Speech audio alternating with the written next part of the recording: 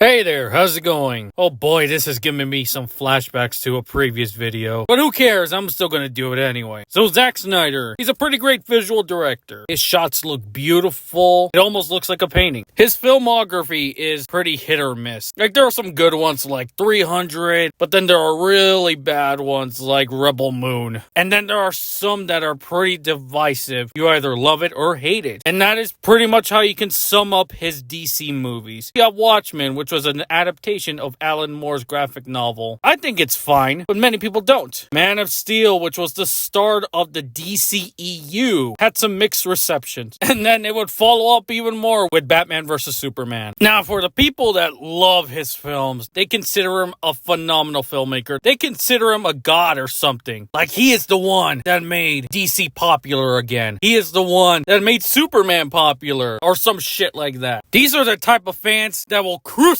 you if you say anything bad about Zack Snyder. Now, to be fair, they're not all bad. I mean, when the whole thing happened with Justice League, with what happened to Zack Snyder behind the scenes, also the fact that he had a tragedy in the family, horrible stuff that happened to him. Warner Brothers screwed him over, replaced him with Joss Whedon, and they released a piss poor film. Later on, they would start a movement to release the Snyder Cut. Some people denied the fact that it exists, but the fans kept on pushing. And a lot of those movements were to raise charity as well. That's all great stuff. And they managed to get the Snyder Cut of Justice League, which is great. Like, the fans won in that scenario. But after that, Warner Brothers had a shakeup. They replaced everybody that worked at Warner Brothers with a new creative team. And this is where James Gunn got hired to take over DC. And this is where the issue with Zack Snyder and his fans are. And to be fair, I'm also very worried of what James Gunn's gonna do with the DC universe. I'm keeping my expectations low with his Superman movie. But that doesn't mean that I have to go out there and say, oh yeah, Henry Cavill's already better. I like his suit better. I like his movie better. Zack Snyder did a better job, which how can you know if you haven't seen the movie yet? And then they're out there doing another movement with hashtag restore the Snyderverse. Guys, look, I understand that you want something so bad. Heck, I would love to see some stuff return as well. But, you know, it is what it is. We're past the Snyderverse. We're past the DCEU. We're past Henry Cavill as Superman, Ben Affleck as Batman. It's done. I remember the time when Tobey Maguire was Spider-Man, and then Andrew Garfield became Spider-Man. And I happened to enjoy his Spider-Man. And then Tom Holland became Spider-Man. And at this point, it's like, yeah, we're moving on by then. Do I think Henry Cavill deserved another chance as Superman? Yes. Do I think Zack Snyder even deserved another chance to complete his story? Yes, but that's not going to happen anymore. And that's fine. It is what it is. But the Snyder fanboys are always going to be there. And they're going to say some of the dumbest stuff. Saying stuff like, oh, Superman is lame now. He was better off being dark and gritty and snapping Zod's neck. The inclusion of crypto is dumb. It doesn't make any sense. A bunch of crap like that. Again, do I think Snyder's a bad filmmaker? No. Do I love every single movie he's made? No. Is he the savior of DC? Or the savior of comic book films? No. I'll give him this. He tried something different. Like, at least he wasn't trying to be Marvel. Zack Snyder fans. A very passionate fan base, but pretty fucking annoying. Anyway, I will end the video off here. Like and subscribe. And as always, let's hug it out.